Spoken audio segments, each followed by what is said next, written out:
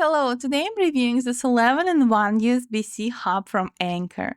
And if you're running out of ports on your laptop, tablet, or even your smartphone, this little device is a lifesaver. I've been using it daily for nearly a month, and I love how simple it is. There's no setup or software to install, just plug it in and it works. It's compatible with USB-C laptops, MacBooks, iPads, and even some smartphones. It gives you 11 different ports. So you have 4 regular USB ports and 4 USB-C ports, 2 memory card readers, and 1 spot to plug it in charger. Right now, I have my mouse, a USB flash drive, and an external hard drive connected, and everything works smoothly. It supports fast charging and even powers your laptop while you work. It comes with a powerful 65-watt charger that's strong enough to charge most laptops.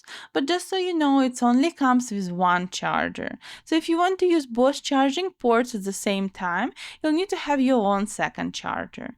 The data speed are amazing. It's up to 10 gigabytes per second. That means that transferring files is super fast, and I haven't had any connection issues. Plus, again, no software or drivers needed. Just plug it in and start using it. The build quality feels great. It's compact. It's made my workspace way more organized.